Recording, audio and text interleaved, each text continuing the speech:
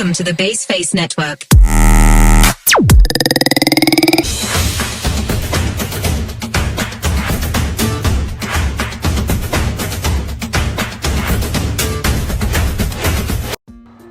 Nah, pada gambar di atas kita dapat melihat bahwa pada proses fotosintesis tanaman, pertumbuhan tanaman itu sangat dipengaruhi oleh suhu.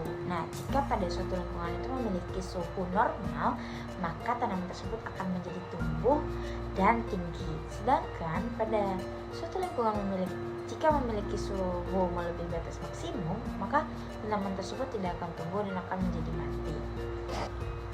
Untuk identifikasi masalahnya yaitu seringkali terjadinya perubahan suhu secara drastis sehingga mengakibatkan kerugian pada petani-petani lokal dan banyaknya angka kematian pada tanaman.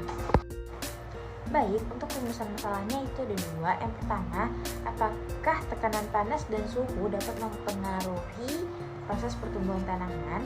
Dan yang kedua, bagaimana proses fotosintesis tanaman berubah seiring suhu dan fotosintetik di dalam daun. Untuk tujuan penulisan dari makalah ini adalah yang pertama, mengetahui faktor dari tekanan panas dan suhu apakah dapat mempengaruhi pertumbuhan tanaman. Yang kedua, yaitu mengetahui bagaimana fotosintesis tanaman berubah seiring suhu pada skala enzimatik di dalam daun. Fotosintesis merupakan proses pengubahan senyawa air dan karbon dioksida yang dibantu oleh cahaya matahari lalu diserap oleh klorofil sehingga menghasilkan senyawa glukosa. Cahaya matahari itu apa sih? Cahaya matahari merupakan salah satu faktor yang berperan penting dalam laju fotosintesis. Cahaya matahari memiliki sifat polikromatik yang bila dibiaskan akan menghasilkan cahaya-cahaya monokromatik. Cahaya-cahaya monokromatik inilah yang akan ditangkap oleh klorofil dan digunakan dalam proses fotosintesis. Baik, percobaan yang dilakukan yaitu percobaan pada tanaman buncis. Di sini, pada penelitian ini menggunakan dua metode survei dengan cara dua teknik pengambilan sampel. Yang pertama yaitu purposive sampling. Purposive sampling itu adalah teknik pengambilan sampel berdasarkan kriteria dan tujuan tertentu. Sedangkan scan sampling yaitu pengamatan langsung suatu individu pada interval waktu tertentu. Untuk proses pengamatan pertumbuhan vegetatif buncis yang pertama yaitu siapkan bibit buncis dan lakukan penanaman bibit buncis tersebut. Setelah bibit buncis tumbuh menjadi tinggi, kemudian catat jumlah cabang dan jumlah daunnya. Lalu catatlah waktu pertumbuhan buncis hingga munculnya kuncup bunga pada buncis.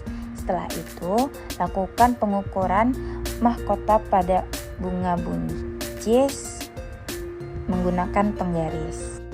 Oke, setelah melakukan percobaan pada tanaman buncis, didapatkan hasil bahwa pada tabel di atas kita bisa melihat hasil pengukuran intensitas cahaya matahari dan suhu udara di lokasi penelitian menunjukkan penurunan seiring meningkatnya ketinggian tempat di atas permukaan laut, sedangkan kelembapan udara semakin tinggi.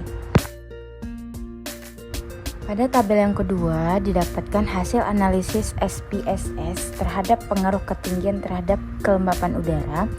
Pada ketinggian 200 dan 400 memiliki suhu yang sama, sedangkan pada ketinggian yang lain memiliki suhu yang berbeda-beda. Tanaman buncis ini termasuk kepada tanaman C3. Kenapa? Karena ini disebabkan pada metabolisme karbon tanaman ini, karbon dioksida dikatalis menjadi senyawa dengan 3 buah atom C, yaitu 3 fosfogliserat dengan bantuan enzim Rubisco, ribulosa 1,5 bifosfat karboksilase. Baik teman-teman, kita masuk kepada kesimpulan. Untuk yang pertama yaitu dampak langsung dari peningkatan suhu terhadap enzim fotosintetik yang terlibat dalam asimilasi karbon sangat merusak C3 tanaman-tanaman. Laju enzim meningkat seiring suhu, tetapi spesifitas substrat menurun pada enzim pengikat karbon Rubisco yang menonaktifkannya setelah suhu optimal. Yang kedua yaitu faktor-faktor yang diidentifikasi berperan bersama dalam mempengaruhi fotosintesis ekosistem tanaman dan responnya terhadap suhu, yang dampaknya biasanya dilihat dari respons kumulatif.